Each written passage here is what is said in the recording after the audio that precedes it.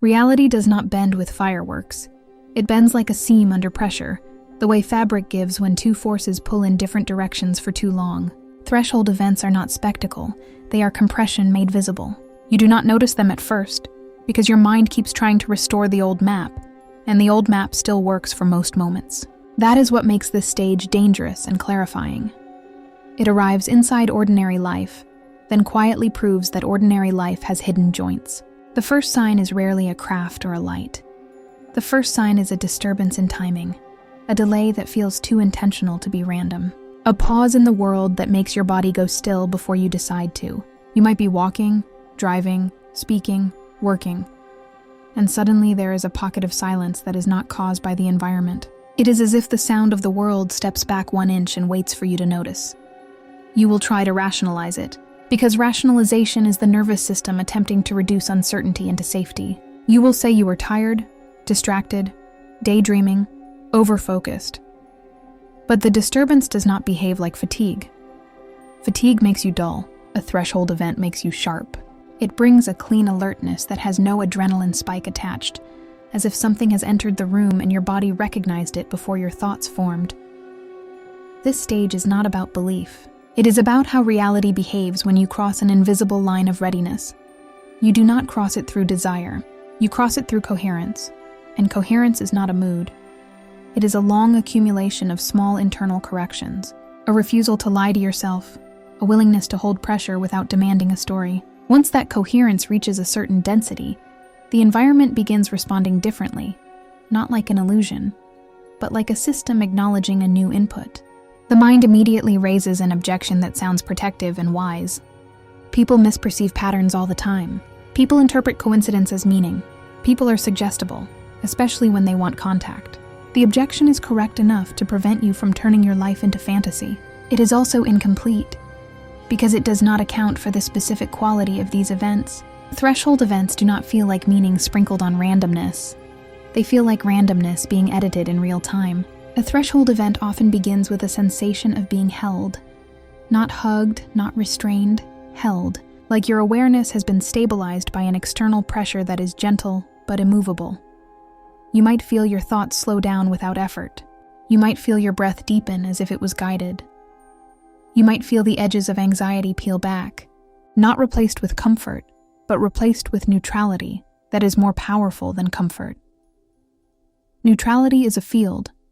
Comfort is a feeling. A field can carry more. Then comes the anomaly that forces you to choose interpretation. A clock seems wrong. A sequence repeats too precisely. A moment stretches past its usual length. You might glance at the time, look away, look back, and see the same minute still there, not because the clock stopped, but because your internal sense of progression stuttered. You might experience a transition from one room to another, as if the hallway took an extra breath. The mind will say nothing happened. The body will say something shifted. Silence fields are one of the most common forms of this stage. They can happen outdoors, in your home, in a car, in a public place. The hallmark is not that sound disappears, but that sound becomes distant, as if you are hearing it through a thin wall. Voices still exist, but they feel softened. Wind still moves, but it feels muted. You become aware of your own heartbeat with unnatural clarity, not because you listened harder, but because the world stopped competing.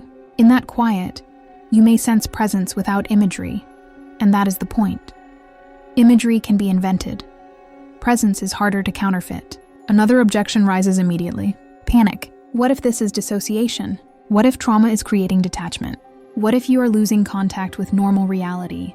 This objection is not paranoia. It is discernment trying to protect you. The difference is in what follows.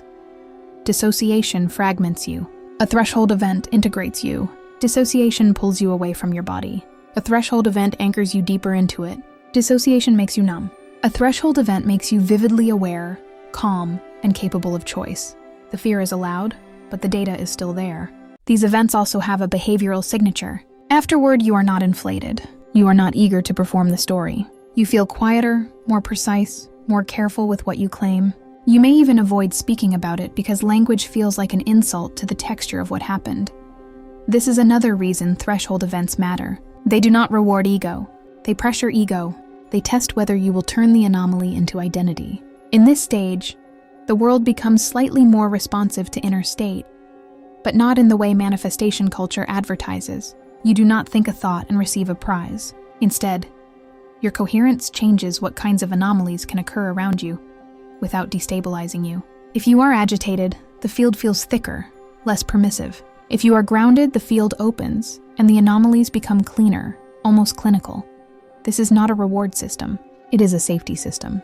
The closer something approaches, the more your nervous system must be able to hold without chaos. Threshold events also appear as improbable coordination, the kind that cannot be explained by simple coincidence without insulting the intelligence of your own perception. A person says a phrase you were thinking about in exact timing.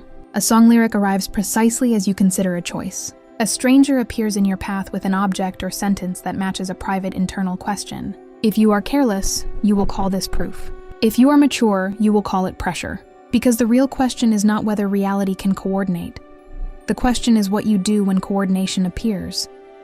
The psychological vector of this stage is ruthless. The mind hates ambiguity and loves closure, so it will grab the first story that makes the tension stop.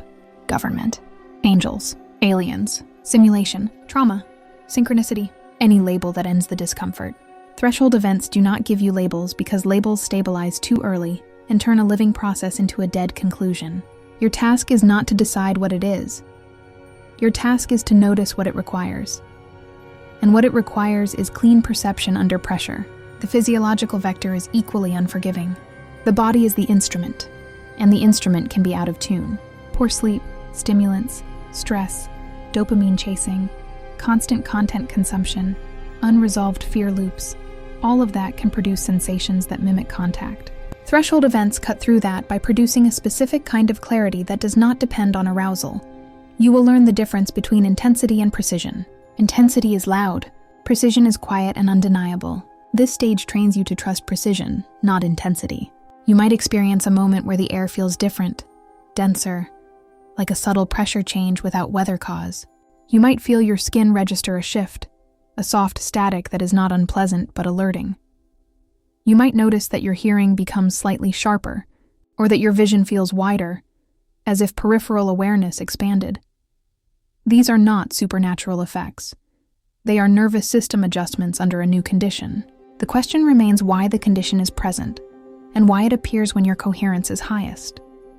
There is a deeper behavioral test here. When reality bends, do you become addicted to bending? Do you start chasing anomalies like proof? Do you increase your risk-taking, your provocation, your demands for signs? Or do you become more grounded, more ethical, more careful with your energy and claims? This is why threshold events happen after the emotional pull has refined you. Without that refinement, the anomalies would become fuel for obsession. With refinement, the anomalies become training. Some threshold events show up as missing time, but not the dramatic kind people argue about. It can be mundane and unsettling.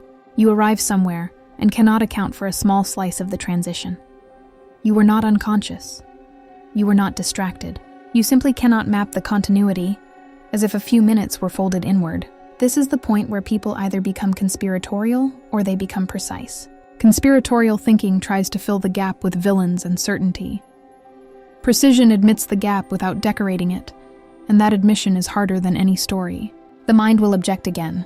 Memory fails. Attention skips. Humans are not accurate timekeepers. All true. Yet threshold events are not only about memory. They come with field effects that multiple senses register. The silence field, the pressure, the clarity, the way the environment feels like it is waiting, the way your body behaves like it is being observed, not by paranoia, but by the same calm alertness you feel when a respected presence enters a room.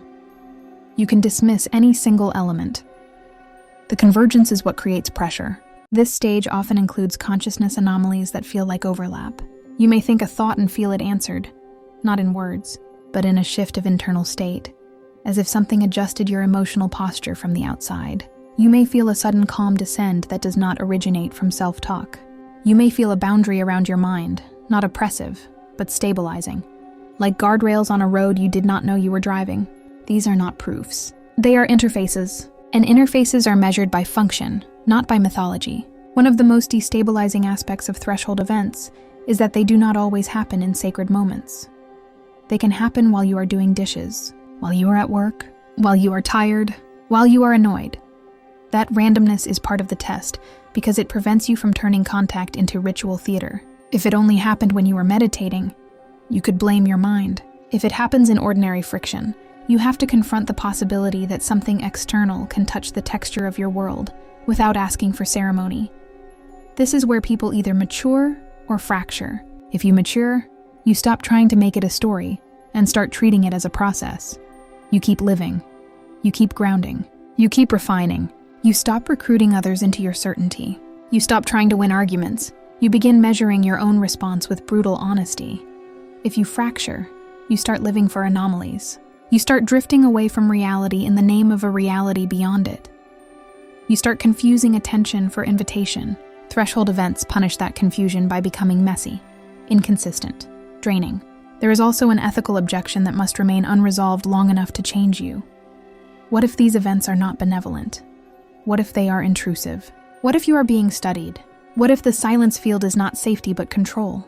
The stage does not answer this with comfort, because comfort would disarm your discernment. Instead, it trains you to read outcomes. Does your agency increase? Does your clarity increase? Does your integrity increase? Do you become more stable, more responsible, more awake in daily life? Or do you become more fearful, more dependent, more compulsive? That outcome reading is the only trustworthy method when you do not have access to the full architecture. As the pressure increases, you may notice that your boundaries begin asserting themselves more clearly. You may feel an internal no with surprising strength. You may feel an internal yes with surprising calm. This boundary emergence is crucial because any real approach would require that you can consent without being coerced by awe. Awe is not consent. Fear is not consent. Curiosity is not consent. Consent is coherence aligned with choice. Threshold events are training grounds for that capacity. You may also notice that your perception of space changes slightly during these moments. A room can feel larger.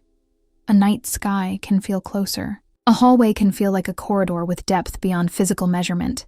Again, the mind will reach for metaphysics, dimensions, portals, higher density. Those ideas might be true or might be decorative. The stage does not require you to decide. It requires you to not panic when space feels unfamiliar. It requires you to maintain grounded breath, grounded posture, grounded choice. Your stability is the key, not your explanation. This stage is where many people misinterpret reality bending as reality breaking. Reality is not breaking. It is revealing that it has more degrees of freedom than your daily perception tracks. Your daily perception is a compression algorithm. It edits out anomalies so you can function. Threshold events are moments when the algorithm loosens, either because your coherence can hold it, or because an external intelligence is creating a controlled loosening to test your response. That statement should unsettle you, because it implies you are not in full control. Good. The stage is not about control. It is about readiness under partial control. You will feel tempted to demand an answer because the pressure of not knowing becomes heavy. You will want to label the source as safe or unsafe, real or imagined, external or internal. But the stage refuses binary comfort. It keeps you in the tension where your discernment must become stronger than your need. Need makes you easy to move. Discernment makes you hard to manipulate. If an intelligence is approaching, it must be able to trust that you are not driven by need. As you move deeper into this stage, the events may become more frequent, then less frequent, then cleaner. The system is not linear. It is calibrational. When you are integrating well, the field opens. When you are chasing, it tightens. When you are balanced, the anomalies become sharper, almost minimal, as if the intelligence does not need to raise volume to be heard. When you are unstable, the field becomes quiet.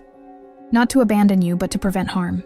Silence can be protection. Silence can also be a mirror that shows you how addicted you were to signs. Eventually, you face the real core of this stage, and it is not about time slips or quiet air. It is about the moment you realize that reality can respond to you in ways you did not authorize, and the only safe response is to become more responsible than your fear. If you become paranoid, you will interpret every anomaly as threat, and you will close yourself into a prison of vigilance.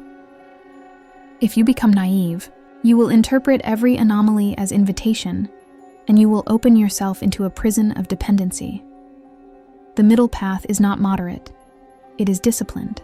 It is the capacity to remain open without surrendering agency, and to remain cautious without becoming closed. Threshold events are the hinge between distant observation and relational approach. They are the proof that the world can change its behavior around you without explanation, and that your response determines whether the change becomes an opening or a fracture. You do not get to skip the discomfort because the discomfort is what builds the muscle. You do not get immediate reassurance because reassurance would stabilize you into complacency. The stage keeps pressure on until your steadiness becomes internal rather than conditional. If you can live through reality bending without turning it into identity, without turning it into performance, without turning it into fear, then you have learned what the stage was always trying to teach. Not that something exists, but that you can be approached without collapsing. Not that you are special, but that you are stable. Not that you have answers, but that you can hold the unanswered without needing to seal it shut. And when that capacity becomes reliable, the anomalies stop being the center. Because they were never the center, they were the threshold. Reality does not announce when it has finished bending. It does not close the seam with ceremony. The second movement of threshold events begins when the obvious anomalies recede. And what remains is a quieter, more invasive question. Not what happened, but what is now different. This is where many people misjudge the stage, because they expect escalation, more lights, more silence fields, more disruptions. Instead, the pressure migrates inward and becomes ethical rather than perceptual. You begin to notice that your reactions have changed. Situations that once triggered urgency now trigger assessment. Moments that once pulled you into distraction now feel thin and unconvincing. This is not emotional numbness. It is selectivity being enforced by something deeper than preference. The threshold event did not just bend reality. It bent your tolerance for incoherence, and that bend does not reverse. At this point, the mind raises a subtler objection. Maybe nothing external happened at all. Maybe this is simply personal growth, psychological integration, nervous system regulation. That objection is reasonable and incomplete. Growth does not usually arrive with environmental anomalies that carry pressure. Regulation does not typically arrive with silence fields that feel external, rather than self-generated. Yet the stage does not punish skepticism. It welcomes it, because skepticism keeps you from outsourcing authority too early. What changes now is how causality feels. Before, events felt linear. Thought led to action. Action led to consequence. Now causality feels layered. A decision you make seems to echo ahead of itself. A restraint you practice appears to prevent situations you never encounter. An ethical line you refuse to cross seems to alter the texture of days that follow. This is where people begin using language like timeline or probability. But the lived experience is simpler. Your internal state is now participating in what kinds of realities can meet you. The objection returns, sharper this time. Humans are meaning-making machines. Of course you can reinterpret events after the fact. Of course coherence improves decision-making. Nothing about this proves contact. Correct. It does not prove contact. It proves readiness for contact. Proof would end the process by turning it into a conclusion. Readiness keeps it alive by turning it into a relationship with uncertainty. One of the defining features of this phase is restraint. You will notice that the impulse to provoke anomalies weakens. You may still be curious, but curiosity loses its edge. You stop asking reality to perform. You stop asking the sky to answer. Not because you lost interest, but because you learned that demanding response degrades the signal. The field responds to stability, not insistence. This is also where fear tries to disguise itself as wisdom. The thought arises that any continued openness is dangerous, that withdrawing completely is the safest option, that ignoring the entire process will restore normalcy. This is a real temptation because it promises relief from tension, but avoidance does not resolve threshold pressure. It only buries it. And buried pressure expresses itself later as anxiety, irritability, or a dull sense that life has lost depth. The stage does not ask you to chase or to flee. It asks you to remain available without reaching. Availability is not passivity. It is active presence without agenda. This is much harder than obsession, and much harder than denial. It requires you to live normally, while holding the knowledge that normal is not complete. At this depth, threshold events become less about phenomena and more about timing. You will notice that certain actions feel prematurely blocked. Opportunities that look attractive fail to cohere. Paths that once seemed logical begin dissolving. At the same time, unexpected openings appear without effort, often in mundane forms. A conversation, a book, a delay that redirects you away from something harmful. This is not fate and not control. It is constraint optimization. The field is narrowing possibilities to those you can hold without distortion. Another objection rises, often with emotional weight. What if this narrowing is loss? What if you are giving up parts of life? What if the price of readiness is isolation or limitation? The stage does not answer this with reassurance, because reassurance would make you compliant. Instead, it shows you outcomes. You will notice that what falls away does not leave grief. It leaves space. The grief only comes when you cling to what no longer fits. You may also notice changes in how you experience solitude. Alone no longer feels empty. It feels structured, not occupied by voices, but not vacant either. There is a sense of being accompanied without companionship. This is one of the most misinterpreted aspects of the stage. People rush to label it presence, guide, watcher, intelligence. The stage does not deny those possibilities, but it withholds confirmation. Why? Because the real test is whether you can tolerate non-loneliness without personification. If you cannot, you will invent a face too early. As this continues, the nervous system undergoes refinement. You become harder to shock and harder to seduce. Loud emotional stimuli lose potency. Manufactured urgency feels transparent. This does not make you cold. It makes you difficult to manipulate. And this is where a deeper ethical pressure appears. If an intelligence were to approach, it would need to trust that you cannot be moved easily by fear or awe. Threshold events are not tests of belief. They are stress tests of autonomy. There may still be anomalies, but they become surgical. A moment of silence arrives exactly when you are about to cross an internal line. A coincidence interrupts a harmful spiral. A pause inserts itself between impulse and action. These moments feel less like messages and more like interventions, not because something is controlling you, but because the field can now interact without overwhelming you. The volume is lower because your signal is cleaner. This is where many people mistake the absence of spectacle for abandonment. They think the process ended. In reality, it deepened. Spectacle is required when attention is scattered. Precision is possible when attention is stable. The quieter it becomes, the closer you are, not to answers, but to interaction without distortion. Another objection emerges. Quieter, but corrosive.